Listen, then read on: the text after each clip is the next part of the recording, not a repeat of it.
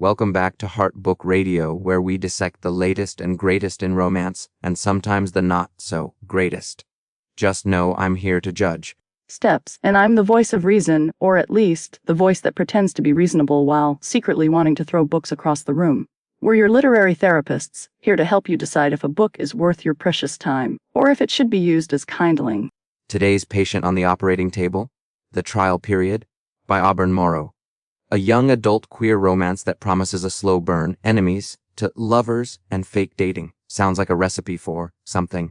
Steps, something messy, that's for sure, like a teenager's bedroom after a breakup.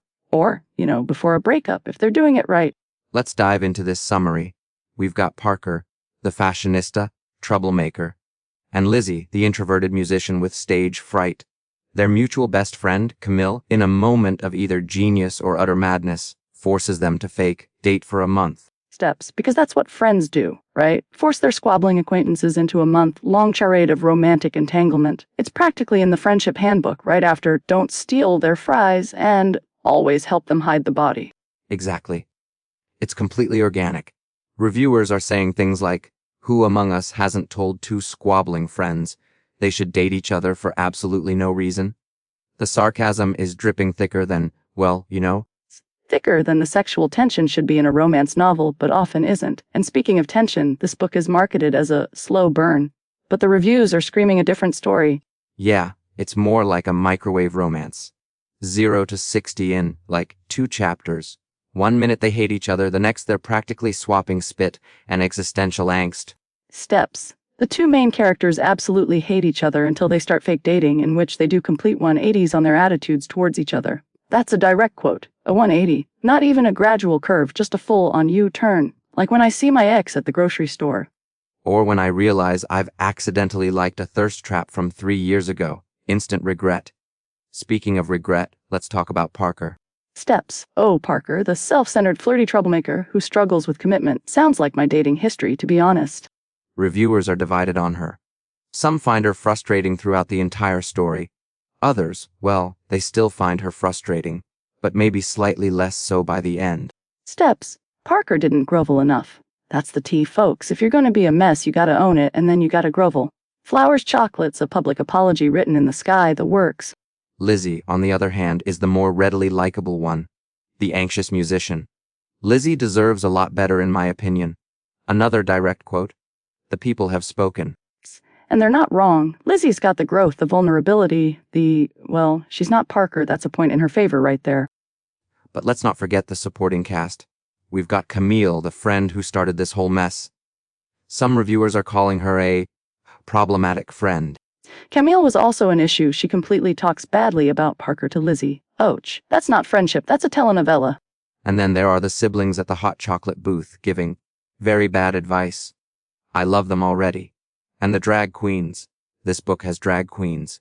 It's like the author threw every young adult trope into a blender, added a dash of questionable decision-making, and hit puree. But is it a good puree? That's the question. Reviewers are praising the fun and enjoyable aspect, the LGBTQ representation.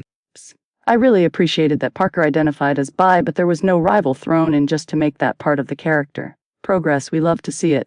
But then there's the writing style. Telling, not showing. That's a big no in the writing world. It's like saying, he was sad, instead of describing the way his shoulders slumped and his eyes filled with tears.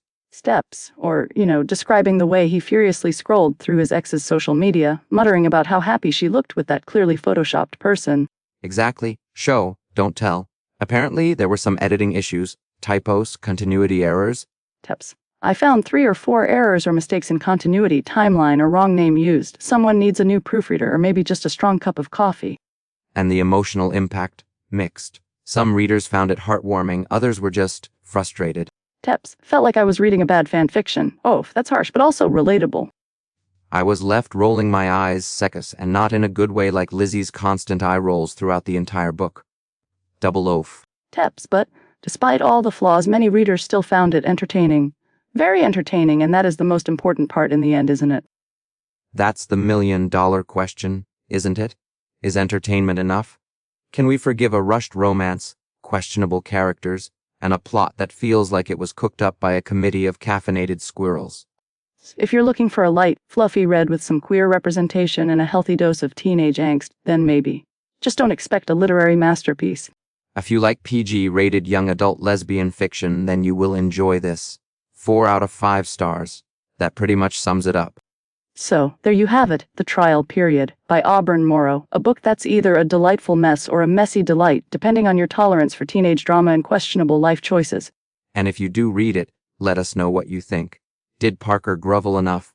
Was Camille the real villain? And most importantly, did anyone actually vomit when they found out the dating was fake? Because seriously, people found out they were faking and proceeded to throw up, really slightly dramatic. We're here for the drama, folks, and the smut. Don't forget the smut, even if it's PG rated. That's all the time we have for today. Join us next time on Heart Book Radio, where we'll be dissecting another romance novel and probably making fun of it. Because that's what we do. We love books and we love to hate them. It's a complicated relationship here at Heart Book Radio.